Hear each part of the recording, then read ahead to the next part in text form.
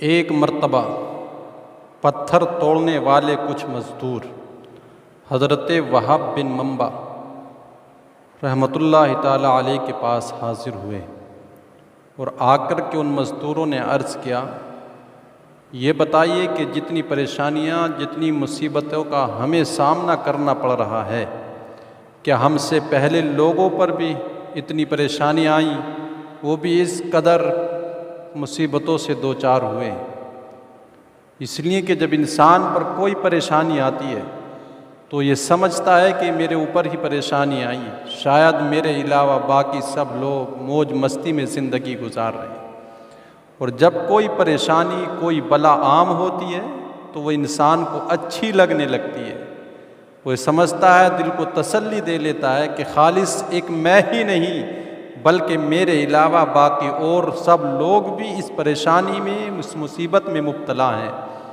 تو یہ سوچ کر یہ جان کر وہ اپنے دل کو تسلی دے لیا کرتا ہے۔ تو یہ مزدور لوگ حضرت وہب بن منبع رحمۃ اللہ تعالیٰ علیہ کے پاس جب آ کر کے انہوں نے کہا، کیا ہم سے پہلے لوگ بھی مصیبتوں سے اس قدر دوچار ہوئے ہیں؟ تو آج ہم دیکھ لیں پچھلے لوگوں کی پریشانیاں مصیبتیں کس قدر تھیں، اور آج ہم ان پریشانیوں کو یکدم بھلا چکے ہیں۔ اور سب سے بڑی حیرت کی بات تو یہ ہے کہ ہم ان کی پریشانیوں مصیبتوں کو ایک طرح سے مذاق سمجھ لیے۔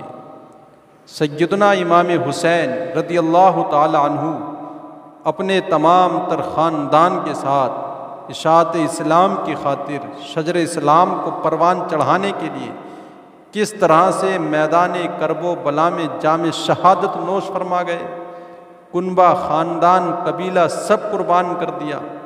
تاریخ ایسی دردناک ہے کہ بیان کرتے ہوئے کلیجہ منہ کو آتا ہے۔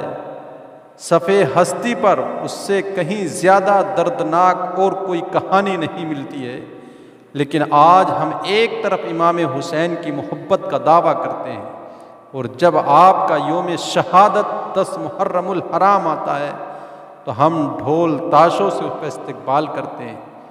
کیا یہی ایک حسینی ہونے کی علامت ہے؟ حاجی ہو، قاضی ہو، مفتی ہو، عالم ہو، کوئی ہو، اگر نمازی نہیں ہے تو وہ حسینی نہیں ہے۔ اس نماز کی خاطر سب کچھ قربان کر دیا۔ آج پورے سال نمازوں سے ہم دور رہیں، محرم میں آئے تو 10 محرم عاشورے کے دن ہم تمام طرح کی خرافاتوں میں مبتلا ہوں، تو ان پچھلے لوگوں کی مصیبتوں کو بھی ہم نے مذاق بنا کر کے رکھا۔ تو یہ پتھر توڑنے والے مزدور آئے حضرت وہب بن منبع کے پاس اور کہنے لگے، کیا ہم سے پچھلے لوگوں پر بھی اس طرح کی مصیبتیں آئی ہیں؟ تو وہب بن منبع رحمۃ اللہ تعالی علیہ نے ارشاد فرمایا، تمہاری مصیبتیں اور پچھلے لوگوں کی مصیبتوں کا اگر تم موازنہ مقابلہ کرنا چاہتے ہو تو اس طرح سے سمجھو کہ تمہاری مصیبتیں پچھلے لوگوں کی مصیبتوں کے مقابل ایسے ہی ہیں جیسے آگ اور دھواں ہیں، یعنی تمہاری مصیبتیں دھوئیں کی طرح اور پچھلے لوگوں کی مصیبتیں آگ کی مانند ہیں۔ اور اتنا فرمانے کے بعد آپ رحمۃ اللہ تعالی علیہ نے پھر ایک بنی اسرائیل کی سارہ نامی خاتون کا واقعہ پیش کیا۔ آپ نے ارشاد فرمایا، بنی اسرائیل کے اندر سارہ نامی ایک خاتون تھی، اس کے پاس 7 بیٹے تھے، اور جس ملک میں یہ رہا کرتی تھی وہاں کا بادشاہ بڑا ظالم تھا۔ وہ لوگوں کو بلا کرتا تھا اور ان کو خنزیر کا گوشت کھانے کا کہتا تھا، جو نہیں کھاتا تھا اس کو قتل کرا دیتا تھا۔ اب سارہ نامی اس خاتون کو اس کے بیٹوں سمیت بادشاہ کے پاس لایا جاتا ہے۔ جب بادشاہ کے پاس اس کو لایا گیا تو ظالم بادشاہ نے سب سے بڑے بیٹے کو بلایا اور اس سے کہنے لگا، یہ خنزیر کا گوشت کھا لو۔ تو اس بڑے بیٹے نے جرأت ایمانی کا مظاہرہ کرتے ہوئے کہا، میں اللہ کی حرام کردہ چیز ہرگز نہیں کھا سکتا۔ اتنا سنا جب بادشاہ نے تو اس کو غصہ آ گیا اور اس نے حکم جاری کر دیا کہ اس کو سخت سے سخت سزا دی جائے۔ جب بادشاہ کا حکم ہوا، جلاد آگے بڑھا اور اس کے ایک ایک عضو کو کاٹ کر رکھ دیا گیا اور اس طرح سے اس کو شہید کر دیا گیا۔ اس کے بعد اس کے چھوٹے بھائی کو اس نے بلایا اور کہا کہ لو ایک خنزیر کا گوشت کھا لو۔ اس مرد مجاہد نے بھی اپنی جرأت ایمانی کا مظاہرہ کرتے ہوئے کہا، میں ہرگز اللہ کی عطا کردہ اور جو اس کی حرام کردہ چیزیں ہیں میں ان کو کبھی بھی ہرگز نہیں کھاؤں گا۔ تو جو چاہے، تیرے من میں جو آئے تو وہ کر لے، لیکن اللہ نے جس چیز کو حرام کر دیا میں اس کو نہیں کھاؤں گا۔ بادشاہ نے اس مرد مجاہد کو بھی قتل کرا دیا۔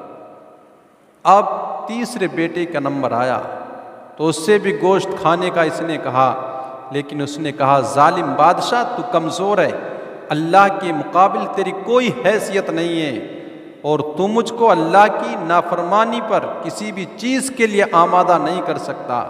تو جو چاہے وہ کر لے، تیرے من میں جو آئے وہ کر لے، لیکن میں کبھی بھی اللہ کی حرام کی ہوئی چیز کو ہرگز نہیں کھاؤں گا۔ جب بادشاہ نے اتنا سنا تو مسکرانے لگا، طیش میں آیا اور کہنے لگا، یہ سمجھتا ہے کہ اس نے مجھ کو غالی، مجھ کو ذلیل اس لیے کہا کہ میں شاید غصے میں آ کر کے اس کو فوراً قتل کرنے کا حکم دے دوں گا اور یہ آسانی سے موت کے گھاٹ اتر جائے گا۔ ایسا نہیں ہے، اس کو سخت سے سخت سزا دی جائے گی۔ اور پھر اس کے لیے اس نے حکم جاری کر دیا اور اس کو چہرے کی کھال اتار لی جاتی ہے، اس کے سر اور پوری گردن کی کھال اتار لی جاتی ہے اور اس کو بھی شہید کر دیا جاتا ہے۔ 3 بیٹے شہید ہو گئے۔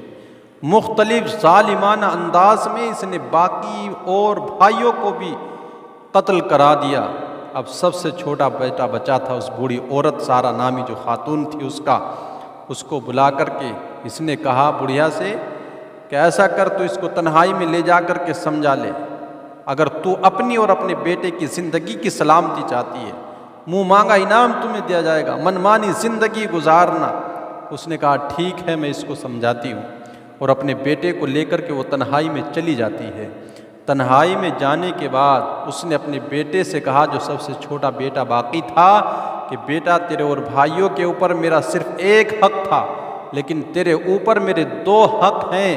وہ اس طرح سے کہ باقی اور بھائیوں کو، اپنے اور بیٹوں کو میں نے صرف 2 سال دودھ پلایا تھا، لیکن تجھ کو میں نے 4 سال دودھ پلایا۔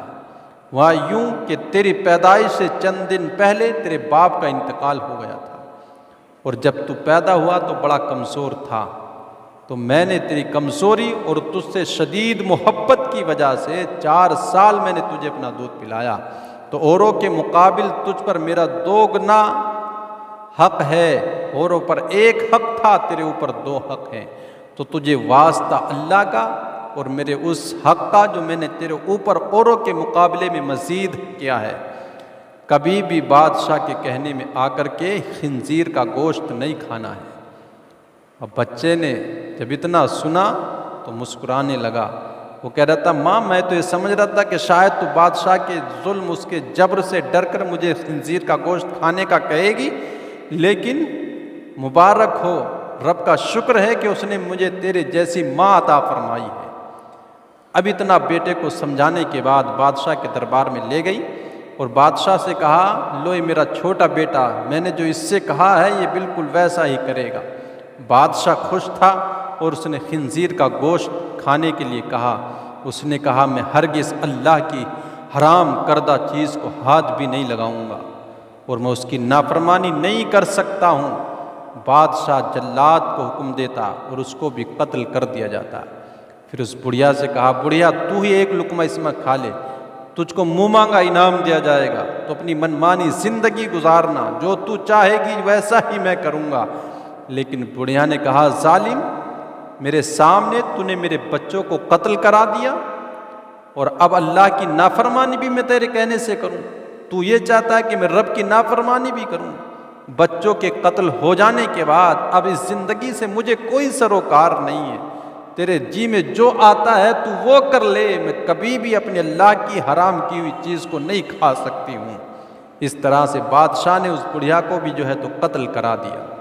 یہ لوگ تھے، کتنی مصیبتیں، پریشانیاں ان کے اوپر آئیں، لیکن کبھی بھی رب کی نافرمانی کی طرف قدم نہیں بڑھتا تھا۔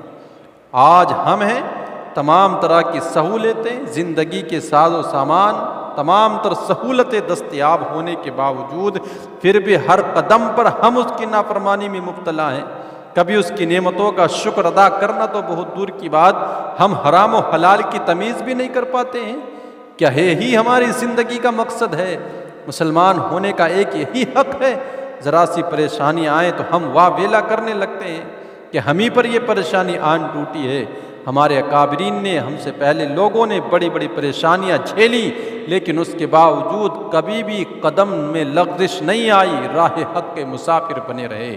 اللہ ان لوگوں پر اپنی رحمت فرمائے اور ان کے صدقے ہماری مغفرت فرمائے۔